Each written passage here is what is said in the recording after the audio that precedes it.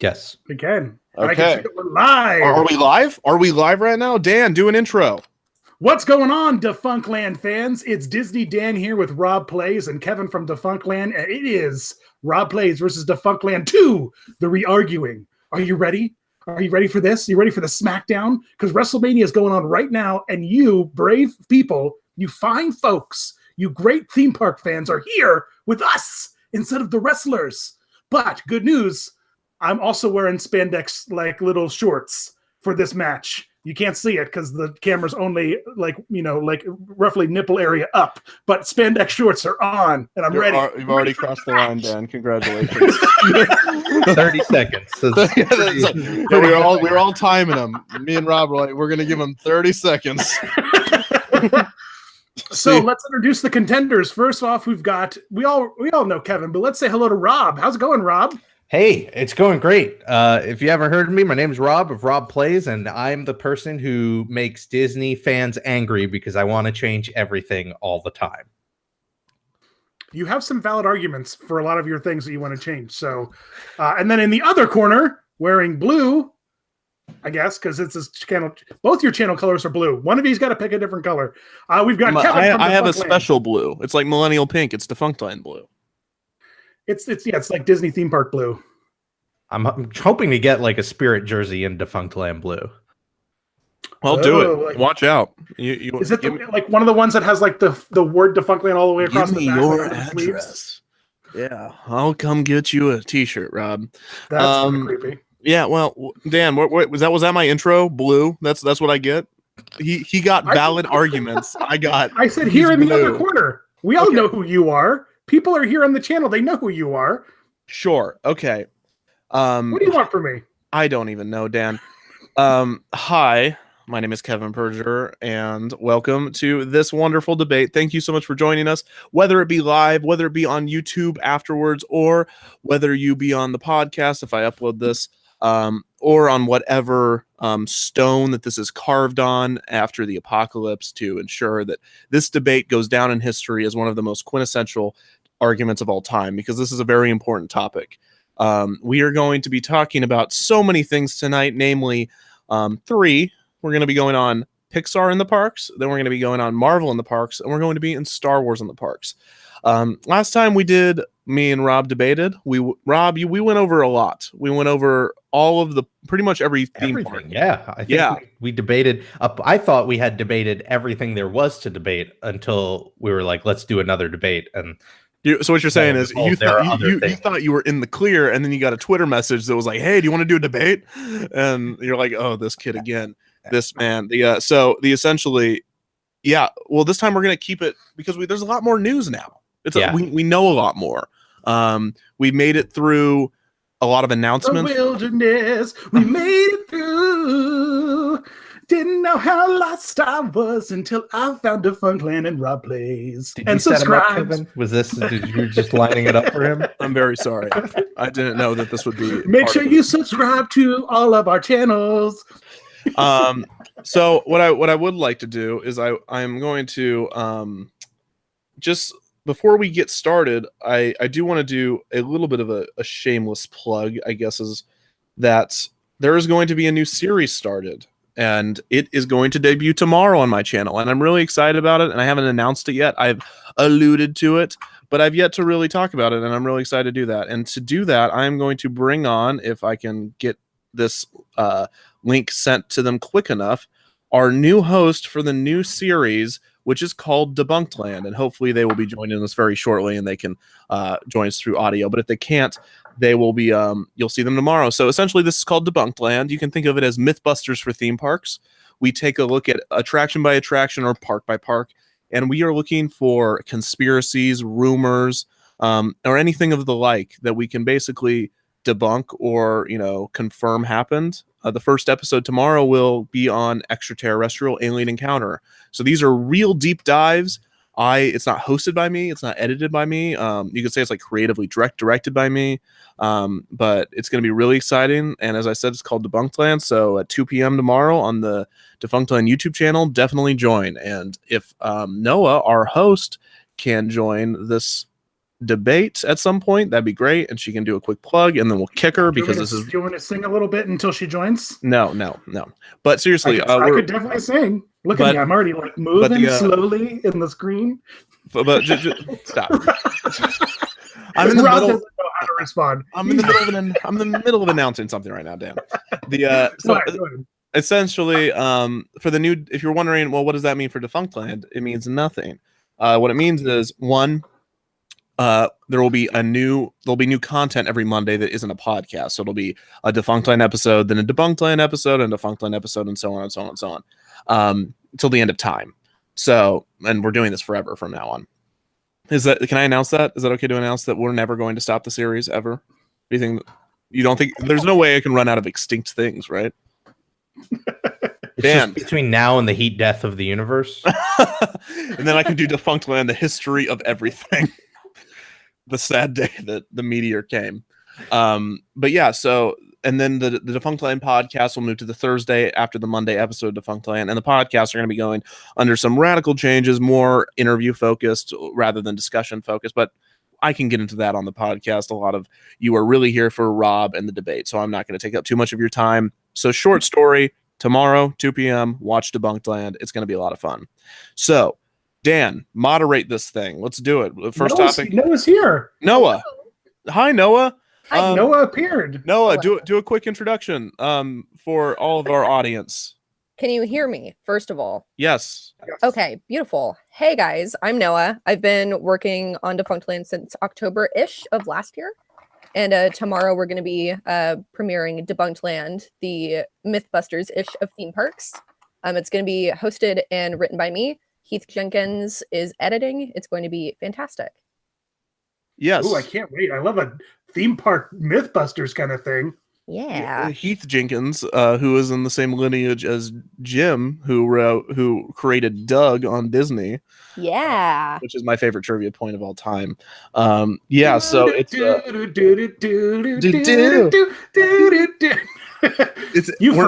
Debunked. I want to call you Patty Mayonnaise, Kevin. That's all I'm going to refer to you as. Fantastic. That is such in hindsight, that was a very interesting show. Anyways, so yeah, so Noah, thank you. You're welcome to stay, and I can't wait, Noah. Thank you, Dan. No. Here's what you get. If you want to stay, you can only stay if you agree with everything I say, and don't let Rob win. Oof. That's, I don't know. That's so okay, fine. Then I'll make you the moderator on the comment section, and you can go crazy down there. Okay. Well, thank you so much for coming along, Noah. Let's oh my gosh, yeah, that's awesome. So, wow, looks like you have a fan in the comment section, Rob. Will you look at that? Did you see that? A broken clock is right twice a day, right? I'm gonna have fans about these ideas. Did you see Avery in the comment section said, yeah. "Good luck, Rob. You got this. Sorry, not sorry, Kevin." I agree with Avery. I got this. That's great. Well, let's just get going on this real quick. Defunctland, the history of Rob's career. Wow, that is brutal. You'd have to do that one after the universe. I will say, Rob, I do have a lot of respect for you for what you did after leaving your job. Will you like to, or before leaving your job, that you tweet about a lot? Can you explain to the audience what you did? What, with the vending machine? Yes, please tell me. I wish I had a visual that I could pull up and show you. But we had a vending machine at my old office, and there was a photo of a guy smiling and eating chips, and he made my day for weeks and weeks and weeks. Even though I worked there for 5 years, it took me 5 years to notice it. And then I decided I was going to leave a legacy, because I couldn't leave a legacy at Epcot because they stopped doing that. And so I made myself the smiling chip guy. And I got an update from my coworker like 2 weeks ago that the photo is still up there, still in the vending machine. I'm going to just slightly talk so that the screen flips to me, because you can see it. Oh, there it is. Holding it up. That makes me so happy, Rob. I love that you did that. I'm just, so if anything, if the YouTube thing, fails and goes nowhere, at the very least, I have this legacy. I'm a vending machine smiling chip guy. Yes, that was that. I did love that so much. So thank you for that. I do have to give a shout out to Tim Tam 67, who donated, which is apparently a thing you can do. I did not know. But he said he's donating just because he's a fan of the show. So thank you so much. It's called Super Chat, Kev. Oh, cool. Super Chat's a thing. That's awesome. Well, here's what we're going to do. We are going to have Dan try to be as unbiased as he can. So not very. And he is going to moderate. I really don't like you, so it's going to work out great for Rob. Which is so sad because I love Dan so much. Oh, that's so sweet. Okay. Well, I'm married, Kevin, so back off. Dan, yeah. All Dan, right, boys. Do we want to which do we want to start? Want to go Marvel? It's Pixar. It's on my screen. Oh, yeah, it is on your screen. I'm not looking at you. I'm looking at Rob's beautiful face. We've already established he's the most handsome member of Theme Park Tube. All right, come on. Look at that jaw. Dan, look at that jawline. Dan, please go on. Ladies and gentlemen, topic number 1, Pixar in theme parks. We're talking Total Land Takeover, Toy Story Land, Pixar Pier. Let's break it down, boys. Who wants to start? Who wants to talk about why this is a great idea or a terrible idea? You start, Kevin. No, pass. I do have to say that 20 BMG, when we have been asked by 20 BMG to talk about the Twilight Zone, Tower Terror. So even though we talked about it before, we have to go back when we get to Marvel, which is next. So we're getting to it. But first, you can start on Pixar because you just direct the conversation, because we can either go into Florida or California. So I'll let you do both. And here's the thing: Pixar deserves to be in both parks that it is ending up in. I think I was hoping we would get a Pixar land in Hollywood Studios and not a Toy Story land, just sort of a general Pixar land. I think Pixar Pier is a pretty good idea. I wish the execution was a little less roller coaster tycoon-y. Like, it just sort of has that vibe to it that doesn't feel like they're putting their full effort into it. But I feel like they need to have a place for this, because these movies, especially you look at like a Toy Story, and it's always tough to think about like that as a separate Pixar film, right? Because it was made in tandem with Disney. And so in a way, it kind of is as much a Disney movie as anything else. And now, of course, since the acquisition, all of these Pixar movies are kind of Disney movies. But like, Disney needs to start integrating all of these IPs that they have purchased into all of these parks so that they can create this just unified Disney vision. And I think this is a way to do it. I think Toy Story Land is looking like the better option over Pixar Pier, but I guess we'll see. I don't agree with that. I guess maybe. You think Pixar Pier is the better one? No. And Dan, will you keep an eye on the super chat to make sure that, like, Heath, thank you. Yep. Heath is editing. I'm watching it. And Matterhorn Matt dropping us, cheering on Rob. Yeah, he's dropping it on Rob. There's a lot of dissent against you, Kevin, in the chat. I just got to say, for your channel, people are here and they're literally throwing money at you to tell you how bad you are. This is great. They're literally like, pay that guy a couple dollars and tell him that he should go, go screw himself. I'll give it a couple. So I think maybe an interesting topic to debate is it better to give Pixar its own area to build a new park or a section of a park, or to revamp an existing area? Which you think is the better idea, better use of the properties and the land? Okay. So what's the question? Is it, should they get their own land, like Pixar land, versus should a single Pixar franchise get its own land? Is that the question? No. Pixar Pier renovated the existing Paradise Pier and took over an existing section of the park, versus Toy Story Land is getting its own new land and its own. They didn't necessarily tear anything down. But the difference is that you can't argue that with California Adventure versus Florida, because in Florida you can always build a new land, but in California Adventure and Disneyland, you don't have anywhere to build a new land. There's only been one spot for 2018 minus 1955, and it's always been well, at least in Disneyland's sake, before they went into the parking lot, it's always been in the northwest corner of the map, and that's where Star Wars Land's going. So yes, if we're talking about California, you don't have that third gate option. But in an ideal world, I would always want you to expand something new, so you're not closing something else down in the expense for it. It's kind of odd for California Adventure to be like, okay, let's close down our Pixar-themed land. Let's open one on the other side of the park, and let's turn the Pixar one into Marvel, and then change this one into Pixar. Why didn't they just, I don't know, change the Paradise Pier into Marvel Pier, and then just change a Bugs Land and renovate all but one ride, and there's your Pixar Land, right? Well, why couldn't they have just shut down Paradise Pier, flattened it out, and then rebuilt something from scratch? Sure, but Midway Mania is already there, and it's already themed toward the pier, to the pier. So what? Get rid of it. And you already have another one that is basically the same. There are actually a lot of differences. I've noticed online some people really like the California Adventure one better than the Hollywood Studios one. What if I never noticed the difference? I don't know either. Well, there's the ride is the same, but the theming is the queue and the building theming is significantly different. Is Potato Head back at the Hollywood Studios one? I believe so. Is he? Okay. I don't know. Look at the chat, I guess, is the real answer. What if they moved? Well, moved Midway Mania over to Bugs Land, convert that to Pixar Land, and then flatten Pixar Pier or Paradise Pier and make that a Marvel Land, and then you make a bigger land. Bob Iger, if you're listening, I know you're listening. Just do that instead of what you're doing right now. And you've got all that wasted space with the lake. Yeah, get rid of that. That's like 3 attractions worth the land right there. Who needs World of Color? Right. Yeah. Who needs anything? But who needs any of this? Let's bulldoze everything and just start new. I don't know. Pixar I'm fine with it because it matches it's become the Disney brand, right? So because that Pixar during the early 2000s, Pixar was the only way Disney could release a movie that wasn't horrible, at least from a mass audience perspective. Sorry, Treasure Planet fans and Chicken Little fans. I love Zach Braff too. But it's just, I don't know, Pixar is okay to put in the parks because it fits with the whole, it's Disney. Kids expect to see Disney in the parks, but who cares about California Adventure? Do whatever you want to it. It's already like you hit shuffle on a Disney playlist and the first 10 songs are the lands that you create, right?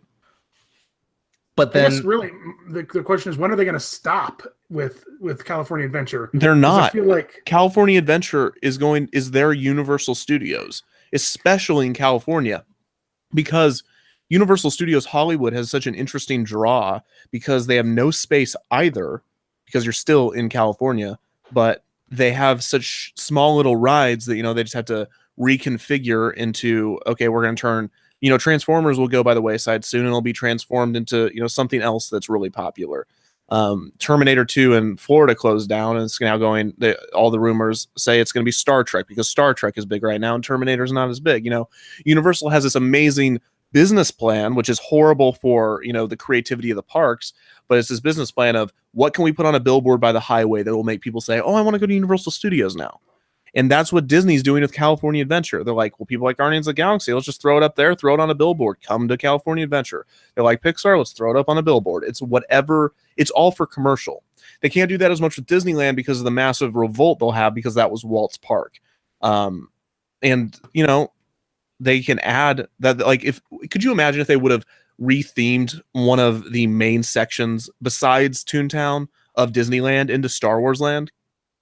Yeah, that'd be yeah. I don't even know if I'd be on board with that. But like everything you just said, why wouldn't that equally apply to Florida, like Universal Orlando, and then you have your Hollywood Studios, which let's be honest, from its inception was kind of to be the foil to Universal Studios, right? So why not? Yeah, you were right, but Universal Studios back then, the draw had a little bit to do with come see the Jaws experience on the tram tour, but the main draw was come look behind the scenes of the movies.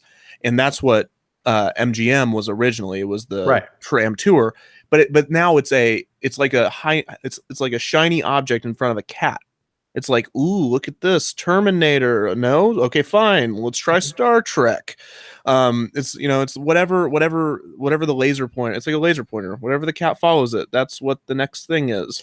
If the cat gets bored of the laser pointer, try something else. And that's different than what they were originally trying to do. The original tram tour was just like, okay, well, people love the magic of the movies, but now since personally, I think it's just technology. In the late 80s, early 90s, it's the magic of the movies was still like a spectacle. But we have behind the scenes featurettes. We have iPhones that can do special effects now. It just seems a little less flashy. And unless you're like seeing stars on the tram tours, it's really not that much to see. That's me speculating. Sure, right? but if that applies equally to both parks, which we're both trying to have that original appeal of get a peek behind the movies, then it'd be okay for Hollywood studios to become sort of that grab bag of like, let's just throw whatever the new hot thing is to keep up with the, Universal Studios. Yeah, but the thing is though that's not what Universal Studios really did. They do it, But it doesn't now. No, but in Florida they have a Hogwarts. They have Harry Potter, which was kind of like what's that? Yeah, they do. They have it in California. Yeah, but that's such a condensed version of what the Florida version is. But in Florida, they have the brilliance of Hogwarts, this massively themed thing. So instead of, just doing like, hey, look, it's a screen ride based on Harry Potter, it's now this amazing experience that you can walk through. And Disney's like, not only do we have to do something, we also have to make it really good and really well themed. So props to Universal for that, because it's going to give us Star Wars and how immersive that's going to be. Because now, Harry Potter Land, or whatever it's called, Wizarding World of Harry Potter, not only set the stakes of, okay, you have to put some sort of really high brand IEP in here, but you also have to create an immersive themed experience, which, while I'm lesser for the former, the latter is really good for the industry. Yeah. But the difference is, the original difference is, you can't do that in California. You can't do it in the same way, because the idea is, let's just get people to go to the parks in California. But in Florida, it's let's get people to stay. Right. We need people to stay here so we can expand. The more they have to explore, the better. We have 1,000 resorts on property. If we just keep expanding these parks, they'll be here for days and days longer. So that's, I don't know. It seems like. So why do you think that they made the choice then to, because it looks like they're going all in with Pixar here in Disney California Adventure. Why not leave Bugs Land, have Cars Land, have Pixar Pier, turn this whole sucker into a Pixar park? Because that's not going to pull, because they're not going to invest all in the Pixar brand, especially with Pixar's recent failures. If you're looking at the kind of things they're putting in Pixar Pier, and I might be mistaken, but it's like Incredibles. Yep. Sure, it's getting a sequel, but that was a 2003, 2004, 5, 6, I don't know. That's a movie from early 2000s, right? They're not doing the Good Dinosaur Pixar Pier experience. They're not doing even like Brave or any of the newer ones. Inside Out has been their most recent, like, successful one. Besides, Coco was successful, but it's the merchandising part of it where we haven't seen, how long that merchandising aspect is going to last. We also don't have the numbers Disney has. So the idea of saying, let's just turn this park into Pixar was a lot more scary now than it was, say, 5 years ago, when we have Ratatouille, Up, WALL-E, all of these huge movies, Nemo, Monsters, Inc. Like, every single thing they put out was a smash hit. And A Bug's Life was actually one of their worst hits of that era, Yeah. So it's Rob, just like, how do you feel about the franchises they've pulled to put into Pixar Pier? Are you happy with the ride rethemings and the addition of Inside Out and The Incredibles? Yeah, because you know what? Here's the thing. Incredibles is an older film, of course. Yeah, we're getting the sequel. I think they're covering all their bases. Toy Story, Incredibles, Inside Out. They've already got the Cars Land. Maybe we'll get Coco in Mexico and Epcot. I feel like, and then Ratatouille in France is the other rumor, right? That's not even a rumor. That's confirmed. Right. That is confirmed now. Yeah. So we're getting that. So yeah, they're covering all their bases. Ratatouille is a really underappreciated Pixar film. Really bumps me out. So I'm glad that Ratatouille is the best Pixar film. I will.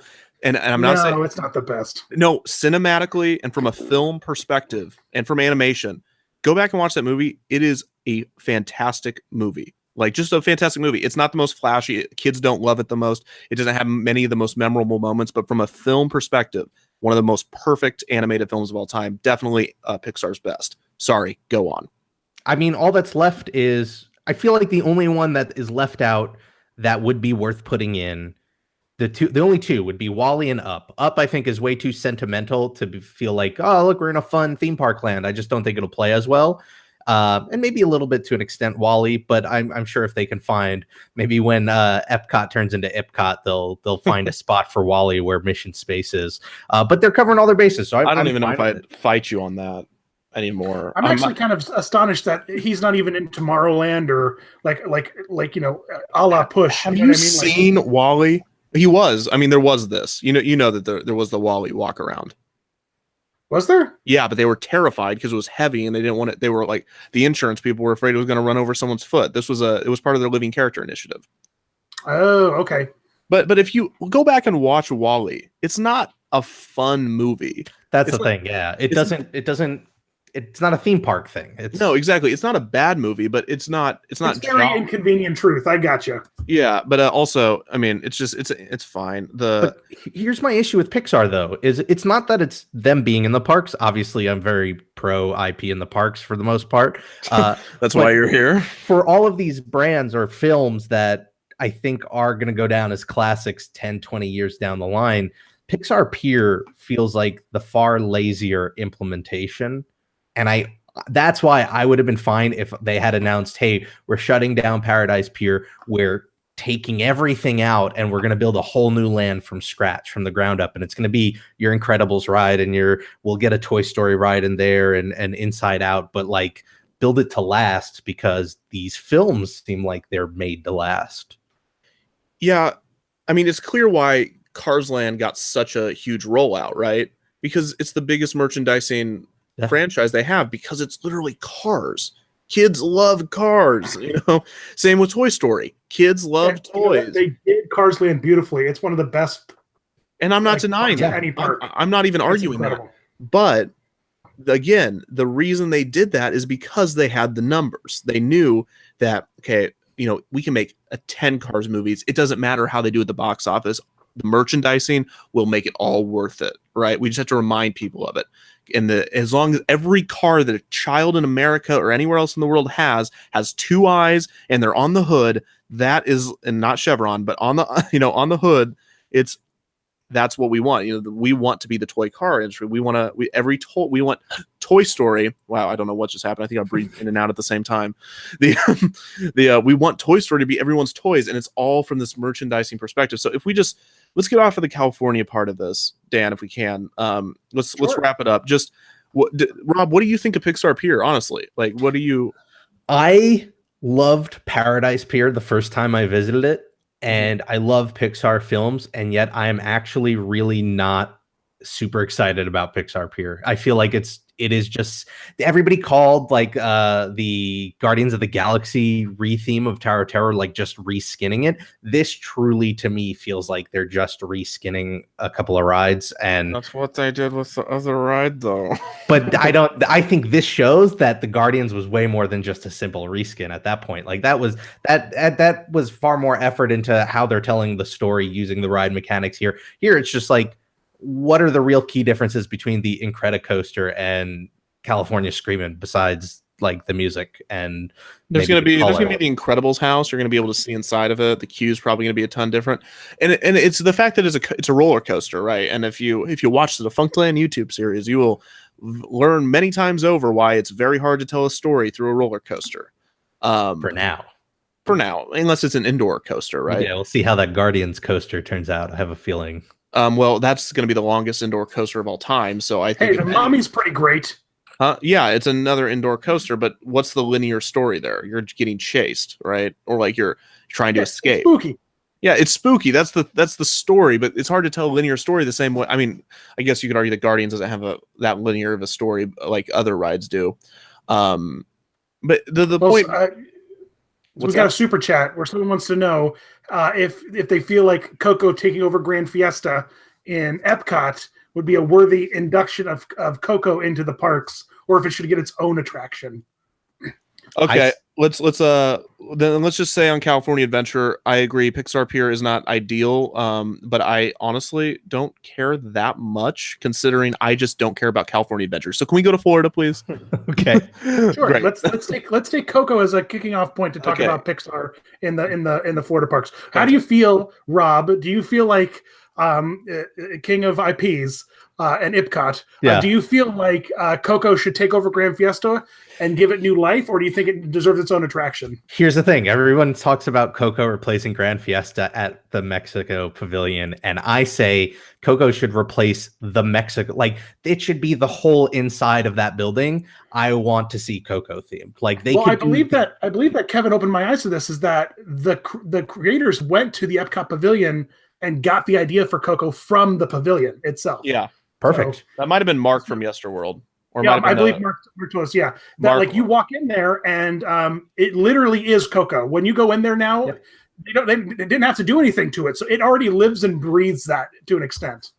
So I want to see them go further with it, basically. I guess like my first thought was, you know, the that sort of land of the dead with all of the just that amazing sort of view when if you first see it in the film, if that could be what you see when you walk into the Mexico pavilion. And then on top of it, redo the Grand Fiesta tour to have it be Coco themed. That'd be fantastic. I don't think it needs like because here's the thing.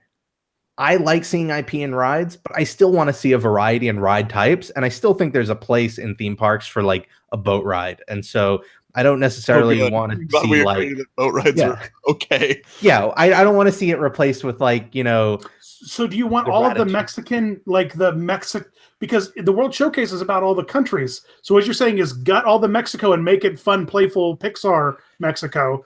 It's got to maintain the cultural museum-like qualities of that country to go along with the rest of the showcase.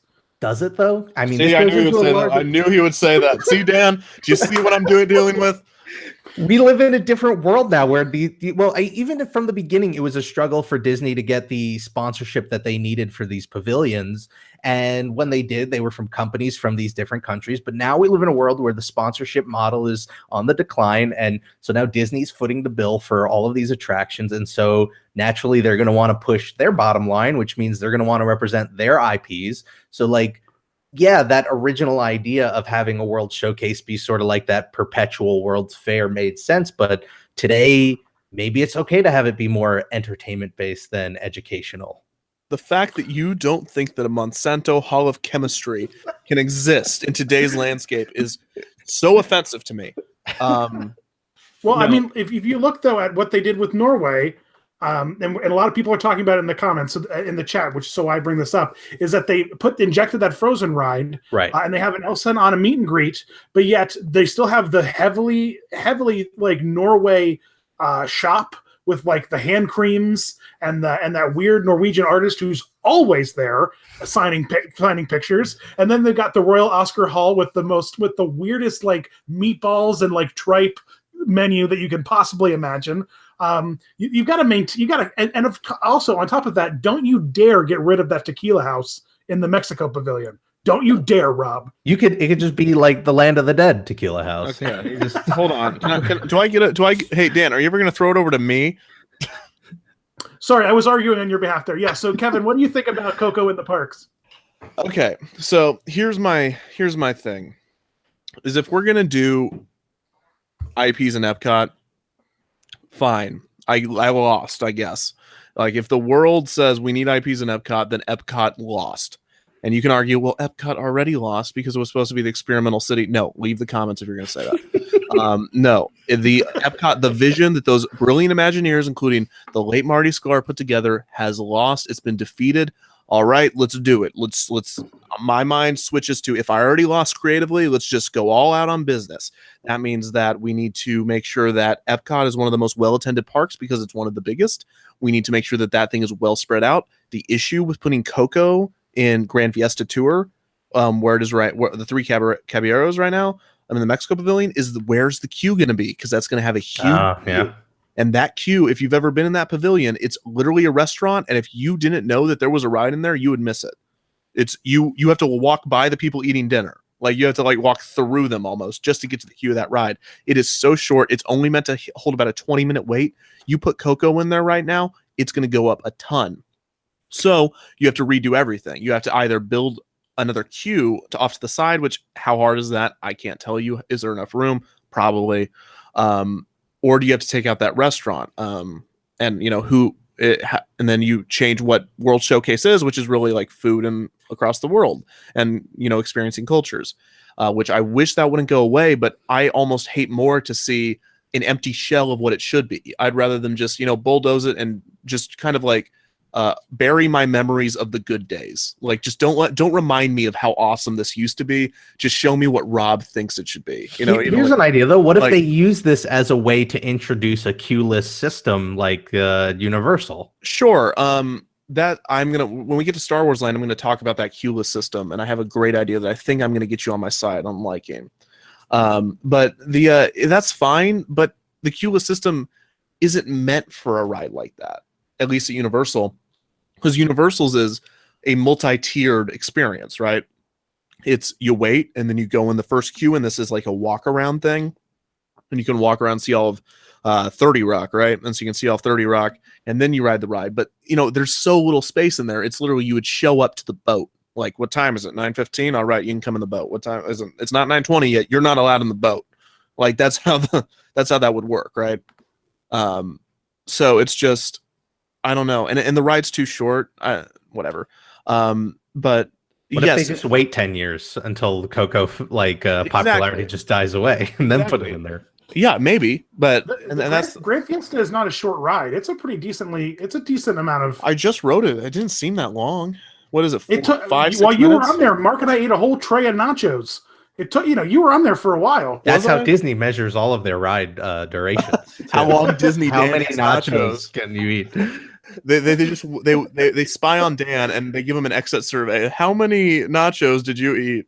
But yeah, so I'm not opposed to Coco replacing the three Caballeros. I like those animatronics. Should they do it? Give me the three Caballeros at the end, because those animatronics were originally in the Mickey Mouse Revue at the Magic Kingdom, and I don't want to see them end up at the floor in Matt and Leota's room at the Haunted Mansion where all the other dead animatronics end up. So should we just drop a new Disney IP in each country? The idea? I guess, and that's kind of what they're doing, honestly, and it's great because cultural representation is very important, and these stories have not been told, and they need to be, especially in a mainstream way. But with that said, it does feel like Disney's going on the cultural world tour anyways on movies that they're making. All of the distribution companies are, again, as they should be, but that's what we're doing. Eventually, we're going to have a story for each one of those countries. Now, unfortunately, Asian representation has been a huge issue, because I'm pretty sure, what was it, Matt Damon in The Great Wall? Did I make that up? Did I dream that? That's a real movie. Okay, see, so we still have a lot of progress to do, don't get me wrong. You can't use that as an example, because that movie was produced and made by Chinese production companies and threw an American actor in it to bring in Chinese audiences. It wasn't an American-made movie that was made for. It was made and produced by Chinable companies. So you can't use The Great Wall as an example. But you understand what I mean. What about the Scarlett Johansson anime adaptation? You can just use all the Transformers movies as examples, because they're all so heavily. Each one has a Chinese section, like parts that takes place in China with Chinese characters. I mean, even the new Independence Day was like really heavily with a bunch of Chinese actors. But that's for different reasons. The point I'm trying to make is that we still have a lot on film representation. The bottom line is, we're going to get to that point where Disney is going to have an IP for every single one, right? We're going to have so we got to do a Polynesian-esque, Pacific Islands. Well, what do we have? We have Moana and we have Lilo and Stitch. Great. Okay, let's do flip a coin, Moana. It's something like that.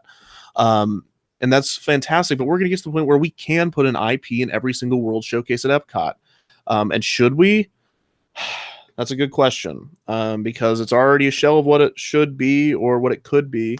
I don't know. I don't know what the answer is. Kevin, have you been searching at the edge of the water looking for? Never mind. I was going to start thinking. I mean, if you think about it too, think about how World Showcase was originally scaled to have room for so many more countries than it actually does right now. Yes. Okay, that's funny you mentioned that, because before you go on, sorry, Dan, remember when Yesterworld, Mark and us went to Disney World, and he took us up to the wall in the Germany pavilion? Yep. Yeah. And, the abandoned ride. Where they started to build a ride and then ran out of money, and you could knock on the. It's not even an amount of money. They just ran it. There wasn't the interest for it. So right. So you can go up to the wall and knock on this fake wall, and you can tell that it is like plywood. It's a very, very short. Yeah, they had the show buildings built, and the queue was built, and then they just walled it up and use it as storage now. Yeah. So you've got that room. So why not add to it? Why not make new attractions, expand these pavilions wherever possible by adding these rides? So you could keep the restaurants and the shopping, and you could sort of keep a little bit of what World Showcase was about, and then but add something fun for. So you arguing that you would prefer to use the area for new attractions versus new countries to be added into World Showcase? Yeah, because I think if they're going to add new countries, well, one, it's not going to be on the sponsorship model anymore. That was a struggle to begin with, so it's not going to happen now. I have no idea how that sponsorship model ever existed. Like, what did anybody really? I mean, I guess back when it was literally whatever. Yeah, that was like a thing. It was, but in early Disneyland, it made sense because Walt Disney was like, I'm kind of busy right now. Can someone else make Tomorrowland? And then like Monsanto was like, okay, we'll just put a commercial. And American Motors was like, we'll just put a commercial basically in your park. And so I get that, but like just having sponsored by Kodak, like Journey into Imagination sponsored by Kodak. Did anybody get off that ride and their mind was like, I was on the fence before, but yeah. I have no idea. Kodak. I'm gonna do it. They would set up deals where it's like Kodak's the film that they'd carry there, so there's a little bit of Kodak's not the best example. That goes into like the nonsensical world of advertising sometimes, where you go, "What are you paying for?" And sometimes they don't even know because you just want to get put out in front of as many eyes as possible. But it's like you're just tossing briefcases towards each other, like, "Here, I'll buy your film stock if you sponsor my ride." And it's like, why didn't we just pay for it ourselves? But now that that's gone, and Disney's going to be backing it, then I think it's going to be, I think the only time we'll see them add new countries to the World Showcase would be if it's like they're trying to appeal to a market, like say all these rumors that have been going on for years and years and years about a Brazilian pavilion, right? Something so that it sort of wins the attention of a subset of the groups coming to the parks themselves. Otherwise, I don't think they're going to be really motivated to build entire new pavilions. So why not use that space for rides on the current ones? Yeah, I mean, okay, but Epcot isn't Epcot is not the hill that I'm going to die on. Okay, because unless we're talking about Future World, because but like World Showcase, I should say, is not the hill that I'm dying on. Like if you're gonna destroy something, destroy that in Animal Kingdom, and just don't go after some of the better themed. Just make it consistent. That's all I ask. If you're going to ruin it, make it a consistently ruined park. Do it. Like, if you're going to put random IP in whatever park, if you're going to put random IP in Showcase in Norway, make sure there's a random IP in every other showcase. So it's like, ooh, it's the Cartoon World Showcase. And then you could, like, on the other side, here's all of our live action Future World stuff. And that's fine. I mean, Future World, it's the live action movies, and then World Showcase, it's the cartoon movies. Yeah, it's dumb, and I just made it up on the spot, but it's kind of what they're doing, right? So whatever. What hill are you going to die on? We'll get there. Okay. So let's talk about Toy Story Land, and then we can go on. Okay. What are your thoughts on Toy Story Land, Rob? Better. I like it better than Pixar Pier. I think it's going to click a lot better once Toy Story 4 eventually comes out and people are thinking about Toy Story again. Eventually, don't you mean in a year from now?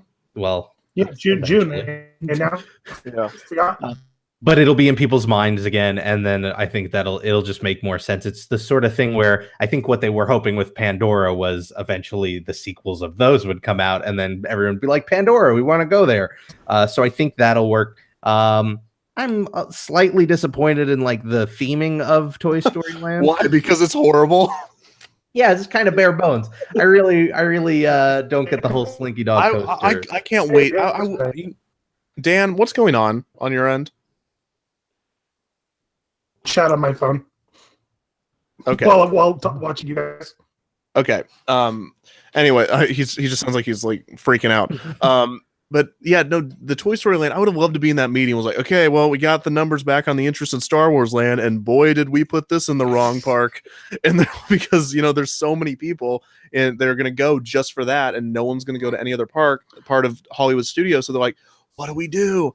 And they're like, okay, here's what we'll do. We are going to really quickly build Toy Story Land, and it'll hopefully distract everyone just enough so that wait times aren't ridiculous in Star Wars Land. And they're like, how fast can you get this out? I'm like, well, how good do you want it to be? And it's like, that's not what I asked. Well, then we can get it out to next summer. It's just...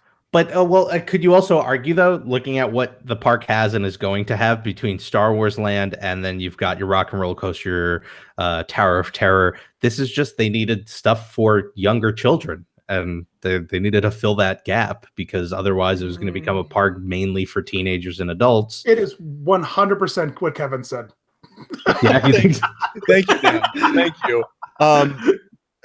Honestly, it's the Star Wars Land is going to be insane. And Right. Hollywood Studios does not have what Disneyland has in terms of sucking up crowds in other parts of the park. Hollywood Studios has got nothing. I mean, it's really and if Star Wars Land because the Slinky Coaster doesn't seem like a good enough ride to pull crowds away from Star Wars. It's Land. not, but restaurants, it's the quickest, shopping. It's the quickest thing that they could do. That's the thing is 100% about crowd control. That 100% I would say. I completely agree with Kevin. And the thing is though that Hollywood Studios doesn't need a place for kids. Epcot definitely doesn't have any quote unquote kid rides that I know of, other than you could say Frozen now. Right. But Hollywood Studios, if you've been there in the past 4 or 5 years, the entire park is for kids. The point is okay, every 10 minutes, we're going to have your favorite Star Wars characters walk down the main street. And if you go to the right, you can meet Elsa. And also there's all your Marvel friends ready to meet you. And it's all of these meet and greets. That's perfect for kids. Sure. But none of those are rides. The only ride they'd have is Midway Mania. And that's perfect for them. They have the Pixar area, and you're also going to have Alien Swirling Saw. Oh, so yeah, that's your point. Well, right, that's what I'm saying. Yeah, exactly. You can have all these other rides now. No, but you don't need that. You do not need that in a Disney park. I don't think the kids care as much about the rides at that age. If they can't handle the rides that are going to be in Star Wars Land, which they will be able to, from what it sounds like, these rides don't seem like they're going to be crazy. Then you should be able to, then they're going to be able to handle the rides at these other parks. So basically what I'm saying is it's about crowd control. It's not about the kid part. Now, I'm not saying that when they were talking about the idea, right, is that, well, maybe what kind of park are we going to create? Someone might have been like, okay, let's do it in a really kid style way. Let's make them really simple. And that will be perfect because it'll even out. So there won't be a rush of kids going to Star Wars Land. But in the end of the day, it's all about crowd control. Toy Story Land looks terrible. The scale is way off. It looks horrible. It doesn't look like Imagineers made it. Does that mean that it's not going to be amazing when it opens? Who knows? They probably haven't told us everything. They still haven't got everything there. But from it's going to be a giant mechanized slinky dog that walks around in a suit. we're going to talk about that. So that's all I have on Pixar. I mean, we're both in agreement on Toy Story Land exists for a purpose, not because it was the best idea, right? Yeah, I'd say so. Well, it was just you're like, but it's an IP, so it is. They didn't go about it the wrong way, right? The idea of having a Toy Story area isn't a bad idea. They should have given him more time. Well, not only is it not a bad idea, this is the 3rd or 4th time they've done it. Ride wise, you mean? No, park wise. There's one in Hong Kong and there's one in Paris. Oh, I see. Right? Yeah. And those rides are actually cooler than the ones we're getting. It's unfortunate, but what are you gonna do? So let's go on to see if I have it. Marvel. Yeah, here we go. This is what I'm excited for. Yeah, you love Marvel, don't you? Let's Dan. I can't wait for the giant Hulkbuster mech suit to walk around and greet everybody in Marvel Land. Okay, well, let's just get that out of the way, Rob. I don't know how much time we're gonna have in the end of this to talk about this. So let's just get that out of the way. What do you think about this mechanized Avatar suit that they just created? The guy walking in the mech robot. I like the idea of it. I wish there was more commitment to the character because I've only seen Avatar twice in my life. Once when it came out, and then once on the flight down to Disney when I was going to go to Pandora for the first time. I wanted to watch it and just refresh my memory. And well, that was unnecessary. It really was. But the villain was this most cartoonishly evil, army villain guy. And when this guy showed up, I was like, oh, this isn't that at all. It's not supposed to be that. But it should, because that'd be fun. No, but that's not. It's not on the right timeline, Rob. Because we live. Yeah, the narrative. Avatar exists 30 years after the Avatar Land exists 30 years after the Avatar movie, and all of 100 years. Huh? What's that? I thought it was 100 years. I don't know, something like that. But let's go with 300 or 3,000. Let's just multiply the two together, and that's probably the answer. It's something stupid like that. And so this is they built a mecha suit for the purpose of nature conservation. Yeah. The way they explain it is so funny. And it's like, we built this practical giant metal suit to touch plants. I'm like, I don't think that's going to work. But yeah, they use the fake legs, which don't look good at all. I mean, Ron Schneider's arm when he was puppeteering Figment looks better than those fake legs. And that was in 1983. So I'm waiting for the Ricky Bobby moment where someone stabs his leg and they put a knife in there. That would have been a good opportunity for them to put like some sort of animatronic leg parts in there, so at least it moves a little bit. It looks better than, well, not Lucky the dinosaur. What was the other dinosaur? Val the Velociraptor that was running around Animal Kingdom for a while. Oh yeah. That looked horrible. It's just also it looks like it looks like they could call it like the Nerf mecha suit, like because it looks like it's made out of like Nerf foam swords. The first time they showed a video, it was like a sneak peek, and I was like, "Oh, is the sneak peek like this is the unfinished suit? Like they didn't finish painting it and stuff? Nope. Like they're gonna finish it?" Yeah, that's the thing. They're like, "Nope, that's it." Doesn't it look like a Nerf product though? Yeah. Oh, it looked like it wasn't. They didn't finish painting it. Like I actually won't argue with you here on that much. Yeah, I and feel also like it was very lazy. if you want the illusion to be broken, just pretend like the mecha suit's legs are the guy's legs, because they are. Yeah, but it's really funny because he's just like, and he's trying to keep, that guy has to have like an 8-pack just all day trying to make sure his torso isn't going as he's like running. I just think like. I think all of these things that they're adding, like you said with Toy Story, they're just sort of throwing it in there very quickly because Star Wars lands right around the corner. I think this is kind of that a little bit again, which is why I don't care. Rewrite the story however you want. It's your land. You're a year away from owning the IP, not to mention. So like rewrite it, get an antagonist in there, and then make it like an evil military guy, because he was at least cartoonish to the point of being entertaining. Well, the movies, who knows? The movies might be set 30,000 years, and they'll be like, oh, these conservationists actually want to destroy the forest. Real quick, Dan, I got to give a shout out to Justin Storm, who's in the chat and listening. He actually he's a cast member. He took me around Avatar Land when I went for the first time a couple days ago, and it was great. He's awesome. So just want to give a shout out to Justin. Yeah. Anyways, go on, Dan. What you're saying? Can we get on to Marvel? James Cameron. Yeah, James Cameron established that the timeline of the Pandora Land was that it's a peaceful time now, and that all the remnants of war have been salvaged to be used for conservation. It's the narrative throughout the park. There's signs all about It's a conservation. The entire thing is tattooed right above Joe Rohde's Unmentionables. What are the next 6 movies going to be about if everything's peaceful and grand? Like, you got 30 years. You got a 30-year period. The narrative of Pandora Land is after all 4 movies, 100 years after the movies. And so we all know that there's going to be a happy, peaceful ending. And there's going to be mech suits to touch the glowing ball fruit. So, all right, Marvel in Disney theme parks. Can we start in California, then work our way to Florida again? Sure.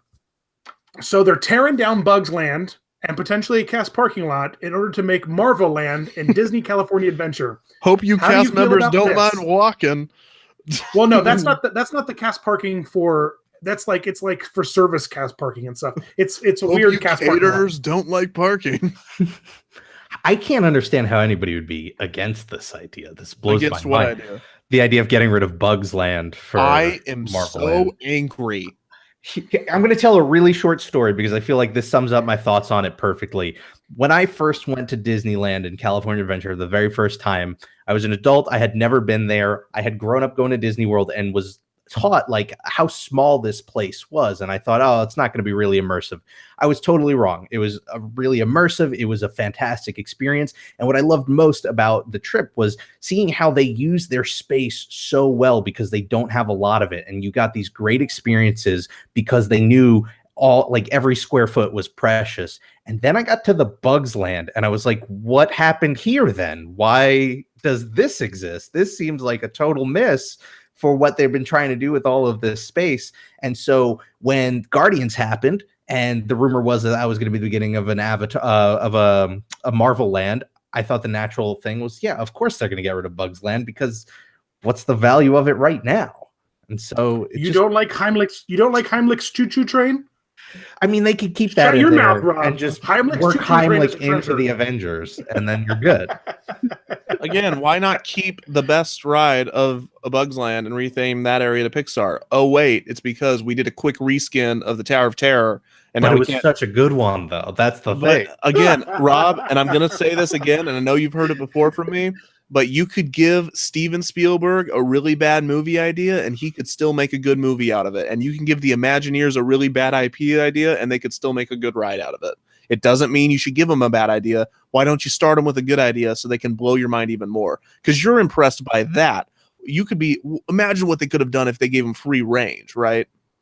I mean, I'll to this point, I'll give you this. It would have been better as a Doctor Strange ride than a Guardians ride, just from a storytelling perspective. It would have worked a lot better. But I'd go as far as to say, It would have after worked better as an Iron Man ride. what would he just be like falling and taking off again? Yep. Okay, maybe you could do that. I mean, No, he could be like flying and trying to like it opens and he's trying to close the doors or something, and he keeps like having to like grab them or something dumb like that. Easy, throw it in there. They're probably going to do it in a couple years anyways. But see, that's the approach that you say they took with Guardians, and Guardians turned out great. I mean, the story kind of makes sense. They're playing with gravity there, so the falling and the dropping works for it. And I love how there's that one program where Rocket literally points out that that's thematically inconsistent to see Disneyland. Have you heard that one? The one where you get up when the doors open and goes, "Is that Disneyland? This is awesome." That's not what he says. What does he say? There's another one where it opens and Rocket says, "Disneyland, that's thematically inconsistent." There's literally a line. There's 8 show scenes when the doors open, I believe. Yeah, and one of them he literally points out that had to be that one Imagineer that's just like me. That's just saying there's just that one Imagineer that's just like me. That's like, yeah, I guess we have to do this, but it doesn't mean I have to be happy about it. See, I feel like that might be Imagineer just like me, who's like, I'm just gonna go ahead and just pour some salt in the wound of everybody's angry about this. Because there's another, so there's 2 Imagineers, one like you, one like me, and I'm the one that refuses to participate, and you're the one that's just trying to make fun of me for it. I mean, I don't know what to say. I loved it. I love the ride. I'm not denying that it's a good ride. I can't wait to. They should bring it to Florida when they. Take that back. I think they should totally. I want to see that whole. I want to see them work out a contract with Universal to get some Marvel rights over in Florida, and I want to see them turn that whole corner of the park into Marvel Land. Well, once they get that sweet Fox deal worked out, they're gonna own the Simpsons. Yeah, and I can only imagine that there's going to be heavy. They're not going to own the Simpsons. They're going to own. They're going to own it, but they're going to use it as a bargaining chip, which isn't how contracts work, by the way. Everyone that keeps saying that, but anyways, sure. It's how contracts work. No, it's not in this way. There is no way that they could be like, yeah, we know you have this contract that's for this many years of Simpsons Land, but what if we just tear it up? And it's like some weird, like Roger Rabbit, like Hollywood. No, I'm not saying that, but when renegotiations come up, they could leverage. They have a lot to leverage against Universal with their big, because they put a lot into the Simpsons, a lot. I'm sure behind closed doors, part of those acquisition deals deny Disney the ability to do that, because that just expanded your monopoly by that much. If you want to consider that a monopoly, which I don't, but there has to be, because the deal's not completed, because they have so many of those kind of things to get. How do we deal with licenses? Who owns these movies? Who owns the distribution to these movies, these properties? And there has to be like, well, we've been having this for this many years. You have no idea what that contract looks like. It is not as simple as just coming to the table and being like, oh, I heard you wanted Simpsons Land. Well, guess what? I want Marvel. And it's like some weird poker game. That's not how it is. I think any sort of negotiation is going to be outside of the parks. I think it'll involve the parks, but I think it'll be more of a film thing. I think Disney's going to have a lot of IP that they could be willing to part with as something to tempt, like not like leverage, more of trying to just like sweeten the pot and convince them to give it right. up. The only thing that they could do really is do something like, let us have Marvel. We'll let you license this other property for free. Exactly. Hey, we're not planning to do anything with the Aliens franchise. What do you want the Aliens franchise, or Kingsman, something maybe not as valuable or something like that? Like I mentioned to Rob, they need to just like say, okay, they're taking Marvel. You have Marvel. We're gonna gut the Marvel Land of Islands of Adventure. It's already kind of New York themed, and they needed to input Fantastic Beasts and build like a Fantastic Beast ride into that section of the park to expand on their Wizarding World. That's my pitch. I think they should do that. It's it's whatever. But that's not what we're talking about. Let's talk about so in That's California, kind of what we're talking about. it is. Marvel. I mean, yes, but we're talking about California right now, which that's not the issue in California. Bugs Land leaving, honestly, whatever. It's not a big deal. It just seems like, we get a step forward, take a step back, or it just seems like they don't know what they're doing as much as some people think they do. Some people think that it's like, oh, it's just this master plan, and then when they announce something at D23, they're like, yeah, but they don't realize that a couple months later, the Epcot renovations got pulled way back, and everything they announced was actually an inconvenience to them because their Epcot projections weren't what they thought they would be. And it's just because not as many people didn't come at the right times, and people didn't come for the festivals they thought they were. Essentially, what I'm saying is people think, and the people that, and not to say that there's anything wrong with this, but people think wholeheartedly that especially Disney just knows everything they're doing, especially in the parks division, isn't true, because they announce all of these things with Epcot and everyone's like, yeah.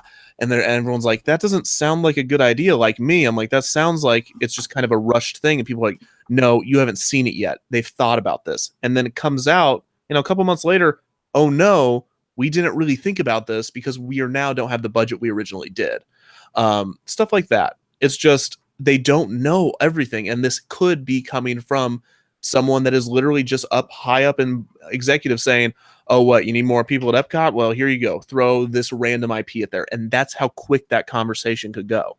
And that is dictating what is going in these parks that we're all fans of, is someone just saying, do this. And just off on a whim, on a hunch, they're changing the parks that you grew up with. And that is how this operates. This is how this could actually be happening, and you would have no idea. I mean, I partially agree with you. I think these conversations can start on a total hunch of, oh, we need Epcot to be more exciting. But I have a hard time thinking that there isn't a lot of discussion or meetings that consider the long-term effects of everything that they're going to do at that parks, at any of the parks, I should say. Yes, but every time they have those long-term meetings, they immediately get horrified at some sort of exit survey or budget return, like any kind of expense return, because they have all right, we have this big plan coming for Epcot. We just renovated Animal Kingdom, and we're about to renovate Studios, and Magic Kingdom always is going strong, and Fantasyland's still doing great stuff there. Now it's time for Epcot. We have to redo this, and they do all this stuff, and they're ready to go, and they thought about the long term, and then all of a sudden the projections don't get, and that same guy in management's like, uh-oh, what do we do? What do we do? What do we do? And it's like the plan that they just created is thrown out the window because they get so scared and reactionary. Sure, but eventually some plans do end up getting through those fears. The ones that are on the hunch. The ones that are like, okay, Black Panther's really popular right now. Wonders of Life. Let's just throw it in Wonders of Life, which is happening, right? Or it's rumored to be happening, I should say. But I don't think in those instances they're just not having the conversations. I just think there are instances where they think about the long term and they go, yeah, okay, this works. And maybe it doesn't fit into like a grand master plan, but I think at the very least they have to look at it and go, yeah, this is going to have legs, 10 or 15 years down the line. So go for it. Or they're saying this is going to you're going to build me a ride system that I can switch out 10 to 15. Or yeah, maybe. And I'm not opposed to that being the thing that they do, because I don't mind the idea of rides becoming more sort of fluid and changing every decade. No. See, and that's where I will just never agree, because that removes competition from theme parks. There's like I was mentioning earlier, such a healthy competition between Disney and Universal in Florida right now, because everyone loves the theming. No one really cares about the rides at Harry Potter World. I mean, yeah, everyone rides them, but that's not what people come out saying. Really, it's just Daniel Radcliffe from a couple of years ago flying around on a giant screen, right? Everyone is saying, I love how well themed it is. I love the forced perspective of the castle, so on and so forth. It's the theming. It's that experience that they're, gushing over. Disney responds by creating experiences that people gushing over. You create a ride experience. You create all of these rides. You create all of these lands based upon a plug and play model. The only thing that competition is going to do is going to be like, okay, we need to switch out the ride film for Star Tours to Black Panther. But it's not really. We got to put that on a billboard by the highway. I mean, I would even, unless you've got numbers that I've never seen, I would wager that the theming aspect's probably cheaper than the new ride aspect if you're swapping things out, because it really isn't as simple as to theme, to just like set dress a shop so that it's wait. So you think it's easier to? You think it's harder to change Tower of Terror into, or okay? You think it's harder to change Guardians of the Galaxy into the next popular movie franchise in 10 years than it is to change Avatar Land into the next popular movie franchise? No, what I'm saying is if they wanted to, no, it's the other way around. I'm saying if they wanted to change the shops and the areas to something new, that would be a lot cheaper and easier than changing your Guardians to the next, whatever the next movie franchise is. You just said the opposite of what I just said. But if you're saying the theming is what people are drawn into, like that's the stuff they can do on a lower budget than re-theming an entire ride. You say the rides don't matter as much as the area, but the area. No. But that's not what I'm saying. I love the ride, but what I'm saying is the plug and play rides. Mm-hmm. If you create an area and if you create an experience around an IP, that's different.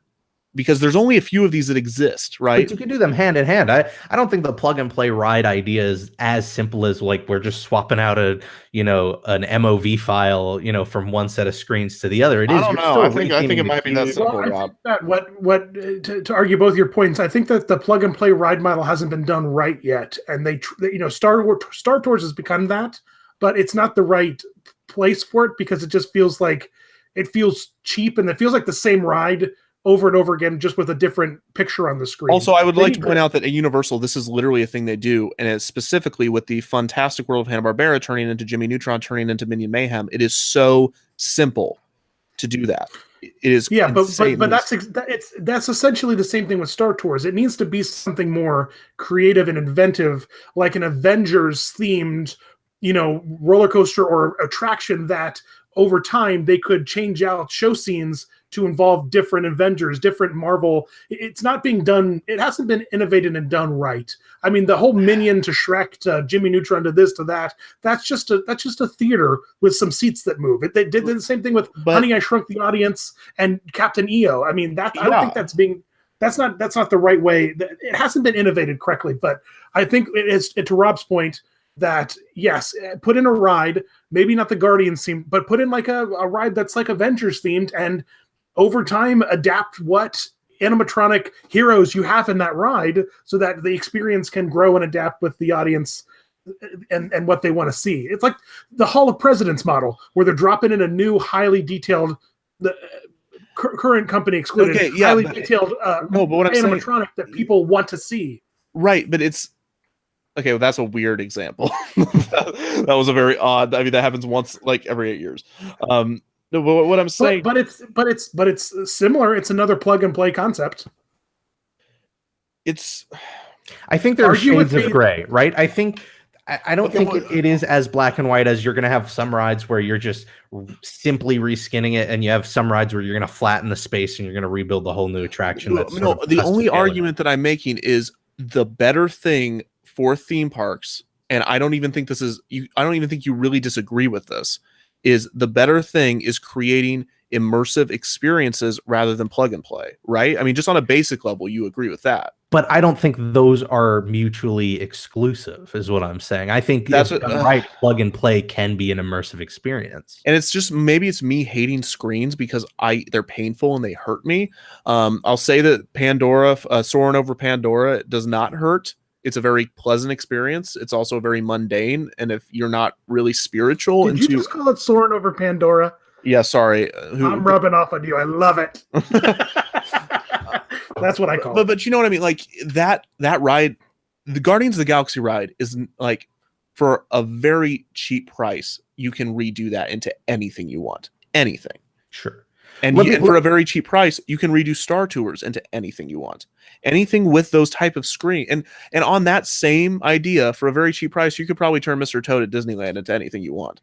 Well, that kind of goes in the direction I was about to throw out there. Like, throw this out as a hypothetical, because I know the chat will go crazy if I pitch it as a serious idea. But imagine they say, we're going to get rid of the Pirates of the Caribbean we're not going to get rid of the show building. We're not going to get rid of the track or the ride mechanism. What we're going to do is we're going to clear all of those scenes, and we're going to design completely new scenes, new animatronics. It's going to be a completely new concept and idea. I mean, I feel like that's one of those shades of gray. It's going to cost a lot less than if they were building a ride from scratch, just from a common sense perspective. They don't have a whole building and ride mechanism to install, but at the same time, it's giving them that opportunity to build a whole new immersive experience that just uses the same track and system. And I mean, think about Dinosaur and Indiana Jones.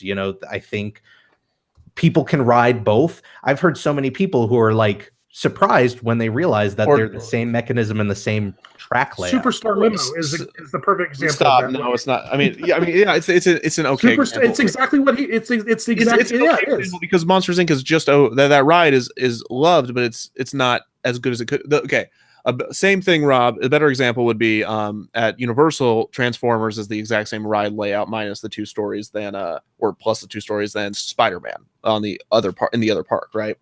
It's the exact same thing. Oh, good. My backup's here. Hi, Jack. Hey, buddy. Jack, maybe you could talk here in a second. Jump in and help me out. This is Jack from Park Ride History, everybody. I've been keeping it in my back pocket for a debate like this. What I'm trying to say is, from a business perspective, if you wanted to look at the capitalistic side of this, Rob, is that you would rather people be fighting to create the next Harry Potter than fighting to create the next Guardians of the Galaxy. From an audience perspective, you'd rather them be fighting over that. It's like you'd rather have studios fighting over, me personally, and I'm not putting the words in your mouth, me personally, right. I would rather studios be fighting over the next big indie movie to make, like the next original concept and maybe even original blockbuster. What is the next Star Wars? Let's figure out the next Star Wars right. sequel. Right. I'd rather them figure out what is the next big experience. What's the next big movie that is going to have the same effect on an audience that a Star Wars did, than rather saying, let's greenlight another Star Wars sequel. I think the companies want that from an outcome perspective, right? They want the outcome of a Harry Potter experience over a Guardians, because a Guardians isn't a total immersive experience. No. That's the thing, though. They don't want that. The company doesn't want that. The company doesn't want a Harry Potter outcome? No, because people love Guardians. People have swarmed to that park. But when I say the outcome, I mean like that becomes their flagship. That people go to Universal to go see Harry Potter, right? I can't imagine as many people go to California Adventure to go see Guardians of the Galaxy. Well, those are, you can't. That draws people in, that's just another example. That's just a different. That's not what I'm arguing. What I'm arguing is that you would much rather the companies would much rather be able to draw people in with a plug and play like Guardians of the Galaxy than they would with a Harry Potter. Right. But they would want if the audience demands, give me a creative immersive experience to where I walk into a world, then they will have no choice but to build that experience. And sure, they'll be spending money, not like they don't have it, right? Sure. It's the idea that, but if we give up and just say, I love Guardians of the Galaxy, go ahead and turn every ride into a Guardians of the Galaxy type ride. They'll be like, heck yeah, who wants Black Panther's Wild Ride? And everything is going to be like that. You would much rather than be fighting to create the next Harry Potter than fighting to create the next Guardians of the Galaxy. But I don't think it's as binary as that, right? Are you here, Jack? Yeah, I'm here. What's your side of this? Yeah, I'm not entirely sure about this whole debate, because it really is more of an IP type discussion, not so much as the rides. I really feel like the entire rides aspect of all this is such a hindsight decision when it comes to any of that. People don't make rides unless the movie in front of it was very successful. This isn't, what is it, like 70 years ago, back when we were trying to make original rides. It doesn't happen anymore. So, which is unfortunate because they forget, and it's the same thing with, instead of creating the next big thing, they're creating the subsection to the thing that's already big. Yeah, it's a safe bet. It's a safe bet, and I get that.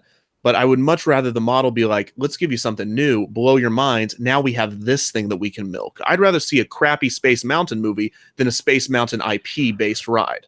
Sure, but I think those are two different arguments now you're going down, because I agree with you. I agree that there needs to be a balance, and Disney needs to focus on, it really boils down to what is the main motivator, right? Right now they're in a mode where the movies are the motivators.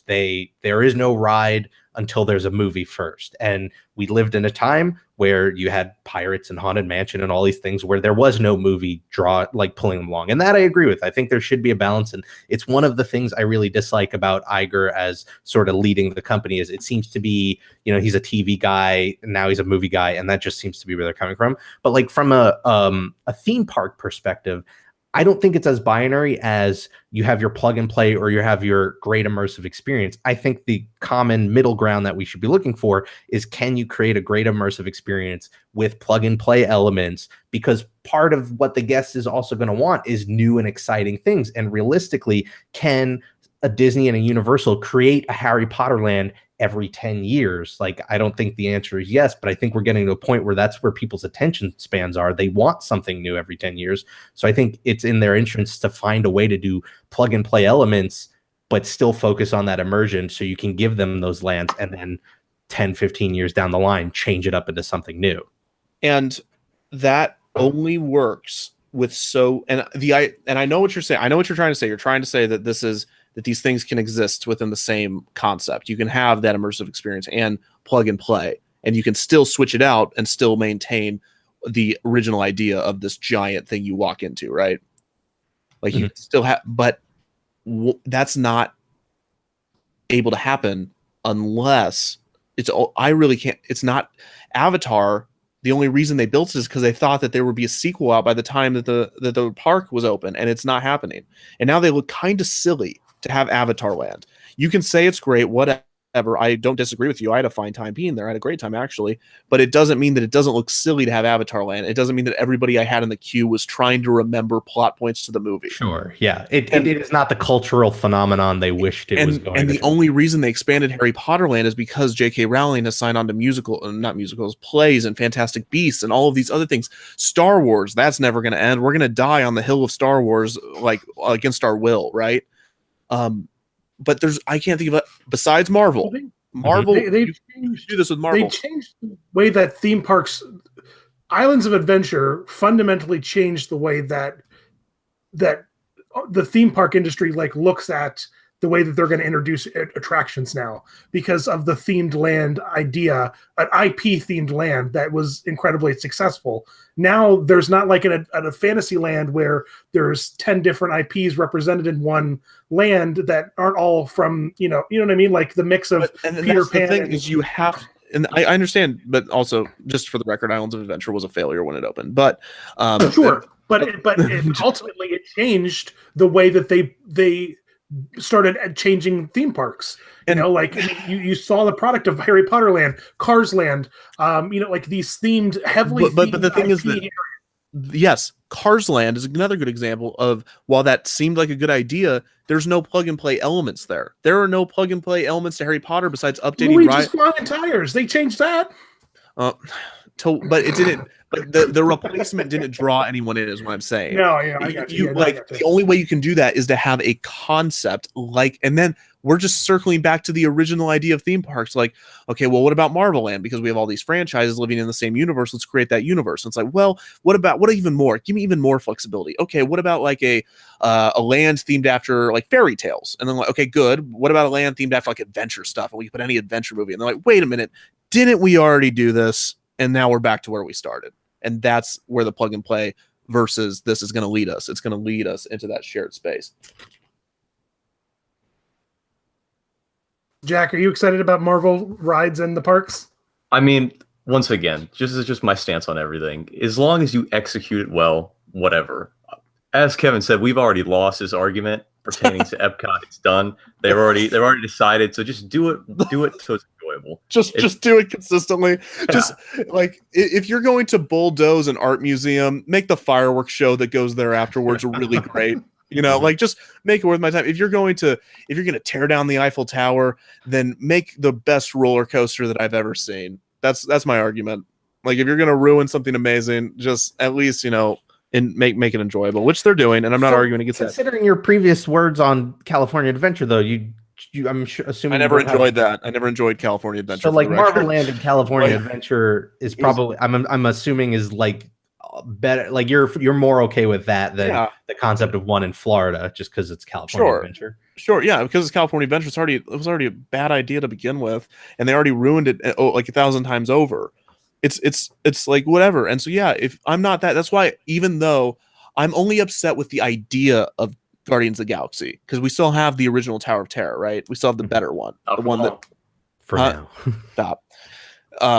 But that's, and not actually that Tower of Terror is actually, from what I'm hearing from cast members, it's safe for a bit, and so is Rock and Roller Coaster. It's safe for a little bit. Yeah, at least the other stuff is like kind of died down a little bit because they got 2 new Well, lands. They just invested all that money in digitally moving Steve Tyler's middle finger in Rock and Roller Coaster. So they've got to keep that around for a while. Okay, so I think we've expended our Marvel talks, and we're just gonna be repeating information. There's 1,000 new stories, Black Panther maybe, and Wonders of Life, all of that stuff that makes no sense. And like we agree that everything is terrible, and if it's terrible, at least make it fun, right, Rob? No, I'm excited. Okay, well, let's move on. Star Wars. So Star Wars Land, we've already debated it. I do want to talk about, I realized, here's how you're going to sell me on Disneyland. Here's how that they could actually sell me. And here's my big pitch. So Disney, I know you're listening. I know you listen to hour and a half into my debates. I know you're here. Don't act like you're not. Here's what you could do to sell me on Star Wars and Disneyland. Okay, ready for this, Rob? I'm listening. And I want you to really hear me out. Biggest thing with Star Wars Land is it's not going to be fun, because you're going to be swimming through people. That is absolutely true. It's going to be amazing. And the thing is, it's supposed to be like a kind of one of the more impoverished, like, it's a new planet, right? But it's like an impoverished planet with all of these handcrafted items. And it's going to be really cool. And it's going to be but it's going to be so crowded that you can't enjoy the little things like that. It's going to be a long time until you can, if ever, unless you do this. Remove Star Tours. Take Star Tours and move it to the entrance of Star Wars Land. You have 3 entrances, as I think there's 3 or 4 that are going to go into Star Wars Land and Disneyland now. I think I know where you're going with this. You create 3 attractions that are very short versions of Star Tours that literally take you from where you are into Disneyland. They rise you up, go into hyperspace, and you go to Batuu. And while you're on that Star Tours, it's a conveyor belt that moves you from Disneyland into the Star Wars experience, and then it lands you, and you come out in the hangar, and you're now walking into Batuu. I love it. That's awesome, right? And that would help so much with crowd control, because you could do the same Jimmy Fallon ride-esque. What time is my Star Tours flight? What time does Star Tours take me into Star Wars Land? And that would get rid of every single complaint I've ever had about Star Wars Land. If you can hide the whole thing so I can't see it from any other part of the park besides the Star Tours entrance with giant walls, it's a giant hangar. Perfect. So it's almost like turning the land into one multi-part attraction experience. I've heard a lot of talk about, well, should Star Wars Land just be a third gate? And honestly, I think it should. I think you should add a couple more attractions. Don't make it I don't know even if you make it really cheap, but you got to cap that entry somehow. Right. You have to make it an add-on to Disneyland. And I don't want to push people out of the parks. I hate, price gouging and everything like that, but you have to in this scenario, right? Or at the very least, the crowds aren't going to go away. The crowds are just going to be I guess if you do a queue list system.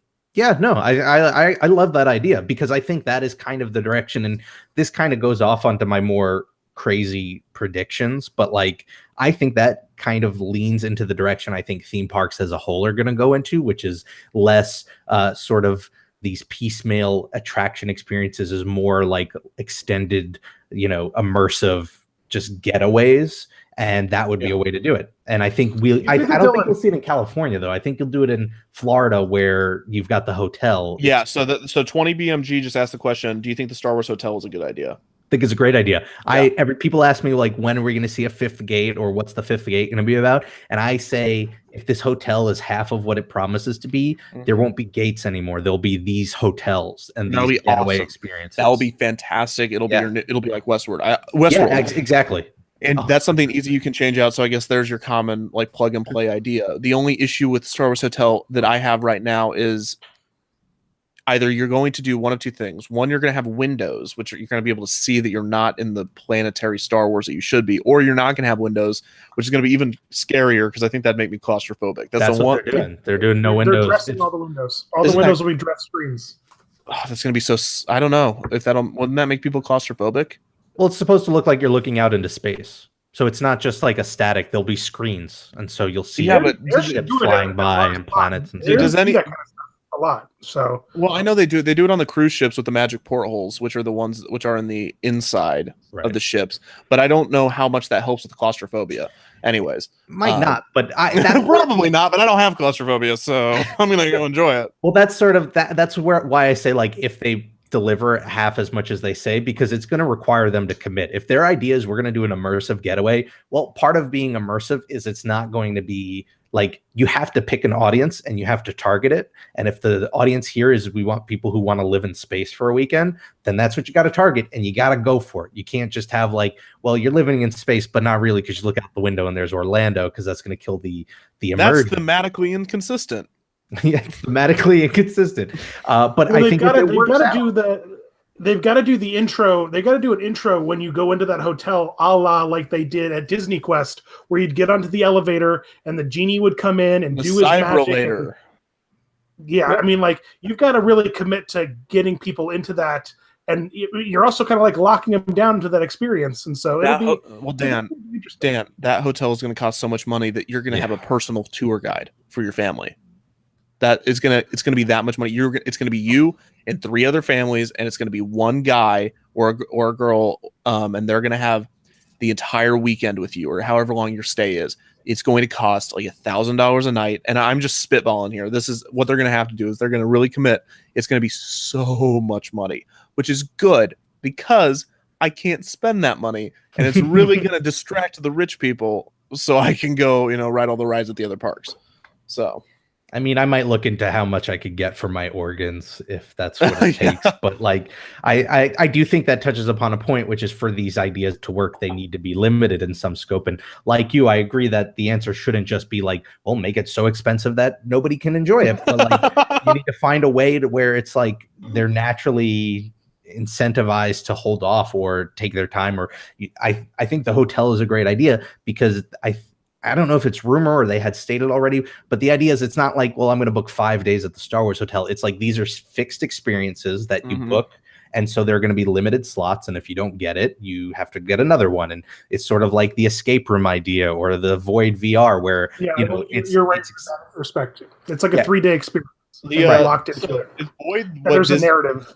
Void, what Disney bought, is that the Disney? Yeah, it's the VR thing. Okay, that is interesting, because I heard on the new cruise ships, and I think it was from the Jim Hill podcast, Disney Dish, which is a good one, that they are thinking about they've asked for a certain amount, and I'm of course speculating, that they've asked for a certain amount of space on the new ships for a VR playground, which sounds really cool until you realize that you're on a ship. Yeah, that might be tough. VR alone is tough for some VR people. alone is tough. Imagine being on a ship. See, now if we were on a spaceship, after doing the Void, I was saying they need to make an addition to that hotel where you do a VR adventure that's Star Wars. Have you done is that the one at Disney Springs? Yeah, it's great. It's cool. It's like, it is at the very beginning of what I think could be an exciting industry. It's not perfect by any stretch. It's got a lot of technical flaws, but like, walking out of that, I was like, they need to build one of these directly attached to the Star Wars hotel and make it part of the experience. Did you really feel like you were there? More so than I've ever done with VR. Like, I'd play with VR at home. They work in other external elements. So, there's lava nearby, the room is hot, and there's a part of the area that's supposed to be soft and it feels soft. So they work tactile experiences into it that really helps you. And then just the idea that you can walk around freely is just major for VR. So like, there's a future there. Like, for Disney to get into that is brilliant, because that is absolutely something we're going to see more of. I don't know about in the theme parks, but in general. Yeah, that'd be too hard. I mean, I'm fine, because that's their Disney Quest is coming back. It's coming back, baby. Let's go back to Chicago. Definitely wouldn't put it on a boat. That sounds like the worst idea. Oh, yes. I'm on a boat. I'm on a boat and I'm throwing up. Have you done the VR Void? No, I have not done it, but I've only heard good things about it. And I mean, VR is that's the future, undoubtedly. That's what we're going to be seeing more of. And like, yes, I don't think it's going to be in the parks as much as stuff like that. Disney Springs, more lax environment. I think the hotels, especially the themed Star Wars hotel, is perfect use of it. Something a little bit more casual, something you can focus a little bit more on it. and to my something to help the room. I overall wanted to. experience. Just bring me the VR. What I'm looking forward to is that they'll give you a helmet, like when you get on Pirates, and you get to choose which pirate ride you want to actually experience. Dan, if you as you're bring this riding up, through the. here's what. Okay, well, that's enough for Star Wars. For the last 10 to 15 minutes or so, anyone in the comments, if you have any questions, wow, that was a good one. 20 BMG. We just went on the Star Wars for about 10 minutes. So, let's who has any? Does anybody in the comments have any questions that you would like us to debate? I'll give you some of Rob's trigger words. Let's see. Screens. Epcot. What else? You know what? I'm really excited to be here as Jack returns to YouTube to make make more content. This is like the first content. Overall, very excited. Yes, actually, I not love a this joke. little. New video coming soon. It's gonna be great. What can be Oh done? man! Here's some interesting ones. We got a lot. Wait, do you actually have a new video? Yes, not yet. That's why I feel comfortable coming here. I wouldn't show my face coming here if I didn't have something to offer. Very soon. Yeah. What do you think of Nintendo Land at Universal? I forgot who asked that, but thank you for asking that. Rob? That seems cool. I grew up with Nintendo. I love the idea of video games becoming part of the theme parks, especially because it might light a fire under Disney, who is like, for some reason, perpetually afraid of video games. They're sitting They're scarred for a lot of reasons, to be fair. But for really silly reasons, because that's just the industry. It's like failing. Games flop. It's not any different from movies. You know, they're not backing out of film just because, you know, Wrinkle in Time didn't do so hot, right? They're just going to back out of Wrinkle in Time films. So I hope we're going to back out of bad films. We're not going to do it anymore. We're just going to make good ones now. So I don't know. I hope it puts some emphasis on video games so that Disney's forced to recognize that industry exists and that they have so many IPs that they could be using in that industry, and not just selling to EA or whoever is willing to, you know, bid the lowest. I will say that the Wrinkle in Time, and I agree, Nintendo Land is a great idea. That's going to be a huge pull, and there's a lot of things you can do with that, and that is another example of an concept. Like, that's not just a immersive experience, it's also something you can plug and play as Nintendo grows and differs, and you can throw whatever you want in there, whatever. But I will say that Wrinkle in Time, like Disney making movies based off books, such as that, I didn't realize that Roger Rabbit was originally a book. Did you know this? Really? Yeah, it was called Who Censored Roger Rabbit, and Roger Rabbit dies within the first couple chapters. Whoa. So it's about someone killing Roger Rabbit because he knows something. So are we gonna get a gritty Netflix reboot? I hope so. But I think the guy sued Disney. It was funny because the guy sues Disney for not giving him enough money, and during the lawsuit, Disney's like, he actually owes us like $100,000, and then the court was like, no, you pay him money, and they're like, fine. which I love Disney for so many, like, just little things like that, because it's such a huge company, but they get themselves involved in so little contract disputes like that, like the Tigger court case. You said something though I really wanted to just jump back to really quickly. Okay, we got a couple questions. Let's move on. I'll talk to you. No, what is it? I was just going to say Nintendo seems to be like this perfect middle ground between what you and I are debating over, where you have these timeless properties like Zelda, like Mario, where you can have an immersive world that's designed from the ground up, yet because they create new games every 4 or 5 years, you can iterate on it rather than completely plug and play it. And find a middle ground. And the thing is that was what Disney was. That's what Disney was, because you have all these properties that live within the same brand, but Disney as a brand is actually really weak right now because they have all of these different tones, different colored, different. Nintendo Land works because while Nintendo is different in all these ways, you still when someone says Nintendo, you know what that looks like. When someone says Disney now, that can mean something different for every single person you ask. Back in 1955, it was very clear what Disney was. But because of all the acquisitions within the last 10 years, Disney now means 1,000 things to 1,000 different people. And that is what's going to destroy the Disney parks as we know them. In my opinion, in your opinion, is where they're going. But we do have to ask this question, so I'm sorry you can't respond to that. Would you guys like to see a Disney Haunted Hotel by Melancholy? No, that's funny. No. Of course. I want a Disney Haunted Mansion hotel. I want a Disney Haunted Mansion restaurant. I want more Disney Haunted Mansion everything. Well, yes, Dan. But I was asking Rob, actually. I want a Disney Haunted Mansion ride next to the Haunted Mansion that's based on the Eddie Murphy movie, The Haunted Mansion. Okay, well, we're clearly not taking this question seriously. Back, I love the Haunted Mansion. More Haunted Mansions. which one was it? Back when it was the haunted house, it was the Tower of Terror in California Adventure that Eisner wanted to turn into a hotel, right? It wanted to be one of them, yeah. One of them. He was like, let's maybe do that. And then they're like, do you know what that means? Like, we try to do this with Make-A-Wish kids, and it's like all this, it's not that easy. Imagine doing this with all these, because in the castle at Disney World, there's a very special, like, for right. Make-A-Wish kids, and also other charities can, have families stay there. And could you imagine having all of these people stay that close to attractions, that close to hotels? It's beyond that. Just, I don't know, maybe for me, because I'm not like a big horror guy, but like I like the theming of the Tower of Terror. I don't know if I want to spend the night in that theme. Like, I'm okay with leaving. Dan would, because Dan would flirt with all the ghost hosts. I would, most definitely. Dan, whenever I went to Disney with Dan, it was so funny. He flirted with everyone. You make them happy and they will make things happen for you. I know they did too. Like, we got on Peter Pan like an hour before our fast pass because Dan was just talking to the cast member in a very innocent way. It's like jolliness. It's like you're spreading jolliness rather than flirting. Oh my, we're going back to the jolly talk. Debate about COP, shut it down or not. It's Carousel Progress. No, replace it. Replace all the scenes with new scenes. If you only replace Carousel Progress, if you're going to do, here's my idea, and I've thought about this a lot. If you want to replace Carousel Progress, take all of those scenes as is and transport them to the Walt Disney Family Museum, or take them to take them to a Disney museum. Yeah. Don't scrap them. Don't spread them among collectors. If you're going to shut down these classic rides, recreate them in like a actual Defunctland that exists in some sort of museum setting, because people will go to watch that. One attraction I would agree with preserving in some form. You literally wait. Before this, you disagreed with preserving after the fact. Like I'm still. This is what I do. So you disagree with all the scenes. But like, then take those scenes and put them in a museum somewhere. Wait, so what you're saying is you disagree with the entire concept of my channel, except for this. I say no ride is sacred.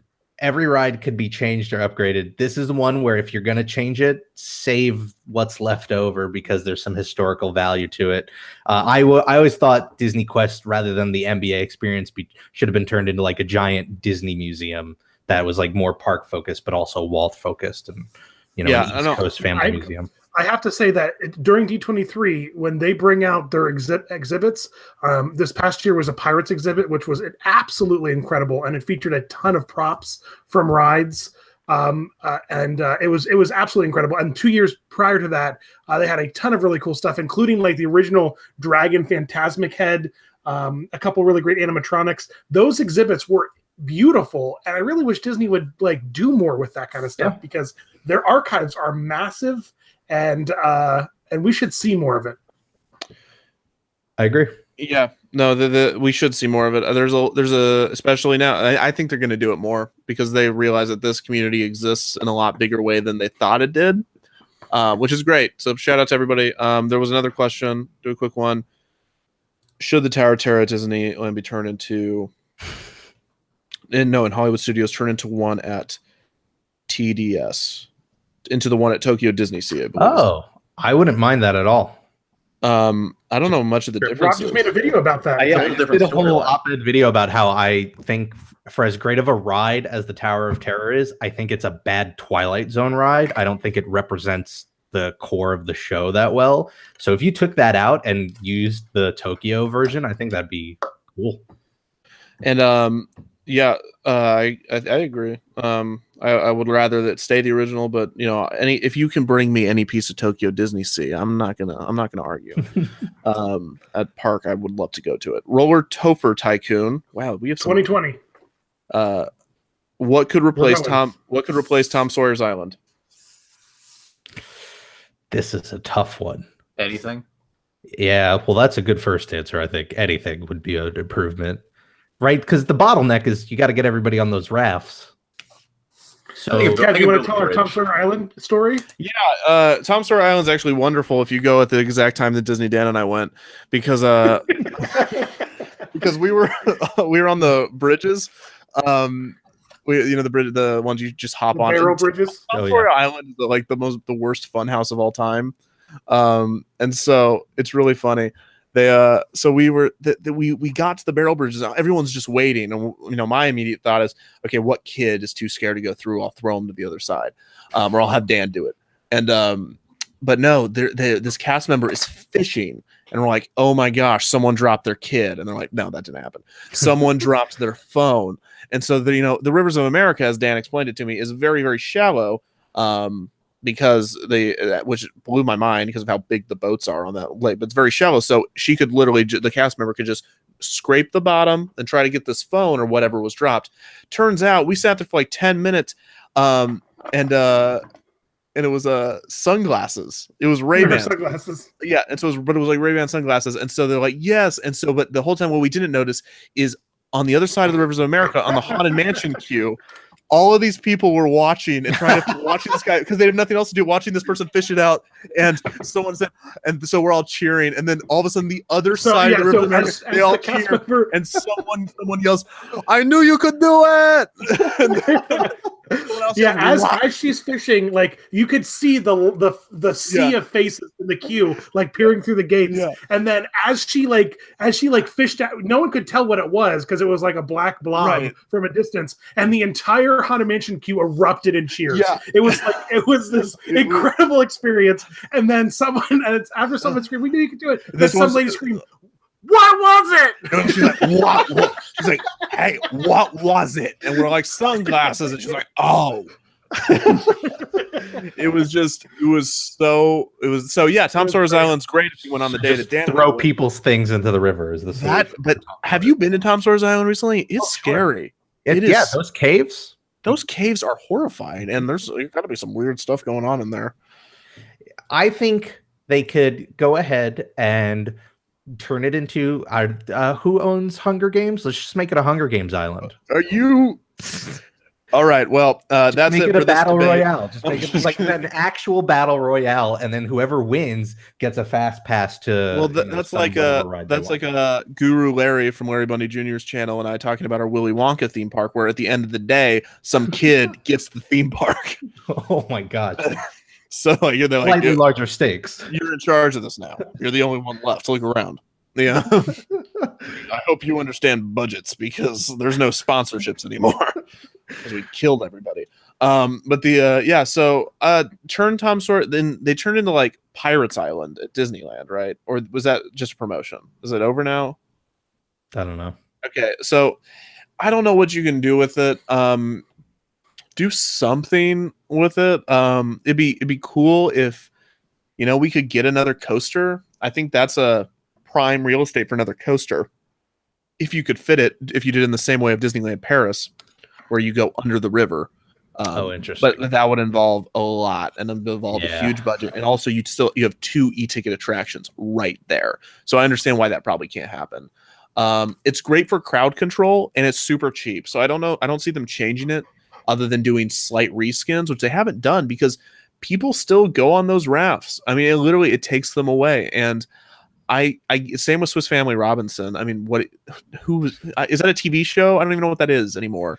It was a movie. Do you remember that beautiful cast member who was in Country Bear Jamboree, and then we went over to the Pirates? We went over to Tom Sawyer's Island, and she was the boat captain. Yeah, Dan's flirting with this cast member at the Country Bear Jamboree. Well, wouldn't you know it? About 30 minutes later, we hop on the raft to get over to Tom Sawyer's Island, and who is it other than this cast member? Kismet. And of course, she's horrified. She wasn't horrified. She was a lovely lady. I'm just kidding. Everyone loves Dan when he's out. He's talking. Everyone is just gushing over Dan. If Dan could have shouted naval commands and she would have driven the boat in the direction that he shouted. That's how much people love Dan. What if they kept the island as is, but did a total retheme to be sort of a thematic extension of Big Thunder Mountain? Like that would be amazing. The town of Dry Gulch or.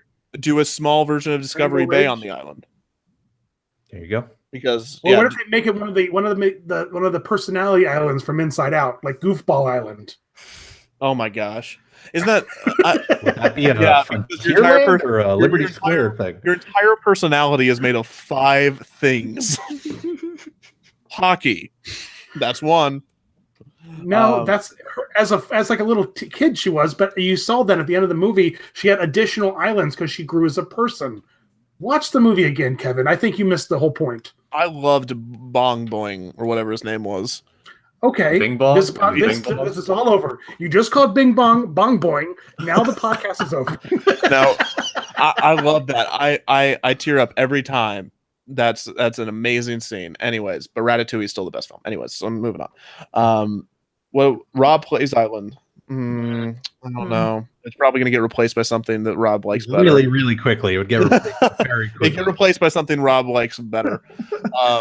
What else? So I don't know what else could be on Tom Sawyer's Island. It's such a weird little thing, and also because there's really not that many like old that era. There's really not that many era pieces anymore in modern cinema. It's all very flashy, futuristic, otherworldly. So to have another IP addition to Frontierland, which is probably why it's been so safe for so long, because that genre really isn't touched unless you do like Cowboys versus Aliens or whatever that was. They were probably all primed up and ready for a Lone Ranger Island, and then they probably were. Is retheme it to Isla Nublar and turn it into Jurassic Park Island, right? I'm sure Universal will be fine with that. Yeah, then just call it like Isla New Bay or something, and then just have some dinosaurs on there. I think we're onto something, boys. Well, does anyone in the group chat have any one last questions to spark our attention? And if not, I'm going to say about the last question. Well, I'm going to then. I guess it's time to wrap up the debate. So, Jack, first off, thank you for coming and backing me up. I tried. You did good. It's a losing argument, but Dan, thank you for mediating. Wait, did you just call my entire channel a losing argument? Yeah, dude. I'm sorry. This guy hasn't made a video in like 4 months. That's why I quit. It's over, dude. Put your head down. You're taking up a Disney Mafia. Stay back. We lost, man. We're done. That's funny. Dan, thank you as always for moderating. Cut to a week from now and watch Dan and I's crossover special, Clickbait Patuza #2. Yeah. There we go. Rob, who refuses to do any crossovers unless he's yelling at me. I'll get there. Once I get back from Disney, I'll have all the time in the world to do all crossovers in the world. You should have me on your channel. I do great on your channel. I'm like Regis talking about Alien Encounter. I do great in space. They should send me to space. No, but seriously, Rob, thank you as always for debating me. The second one, I hope the second debate was more of an Empire Strikes Back situation than a Hangover Part 2 situation. The second one got better than the first one. I feel like we hit a lot more meaty subjects. So thank you again, Rob, for coming. Noah, are you still there, Noah? Yeah, I'm still here. Have you had your mic unmuted this whole time? I've had it muted the entire time out of respect because I wanted to interject, but I'm my gosh, I thought you were just sitting there in silence. No. Everyone, please watch Debunctland tomorrow, and give Noah the praise she deserves, as well as Heath. Don't forget about Heath. He's behind the camera. Both of them have been working very hard and to put up with my creative direction over the past couple weeks, getting ready for this first episode. We really hope you like it. And if you don't, then Noah has to go back to writing for me. And she does not want to do that. She's spent. As Jack said, it's dying, right, Jack? Over, man. Come join my cave. All right. And I would suspect that by the end of April there'll be some big formal announcement and reveal of Theme Park Tube stuff. So stick around. Where's Theme Park Tube? Also, I don't know if anybody's like if you've listened this far. I might as well tell you that I'm planning 2 pretty big months this summer. I don't know where they're going to be. One's going to be a Nickelodeon month where we explore Nickelodeon Studios and the Nickelodeon Hotel and then all the shows of Nickelodeon. And then another month is going to be Disney. All the shows of Nickelodeon? Not all of them. Are You Afraid of the Dark? Yes. Yes. Chris explains it all. Legends of the Hidden Temple. Dan, would you like to talk about the monkey puzzle? That's a whole episode, dude. Let's just do a whole Defunctland episode about Legends of the Hidden Temple. All right, let's just. No, I am. And the other series we're starting, besides Debunctland, hopefully sometime will be Defunctland TV or Defunct TV, where I talk about defunct television franchises that showed up in the parks in some way. But just for example, Bear in the Big Blue House had a stage show at Disney's Hollywood Studios, but there's not enough to talk about for that, so I do an episode on the show and then mention how it showed up in the park. And They're that the Big Blue House like created Disney Junior. I mean, like I know. it Oh my created an gosh. error. Don't even get me started on how awesome that show is. But anyways, those are some things coming down the pipe as long as Defunctland VR, the book, and maybe if Dan ever edits our ride-alongs. And so, yeah, we got a lot of stuff coming. And so thank you so much for being here. Thank you so much for listening. I really appreciate everyone coming live, although I'm pretty sure most of them are here for Rob.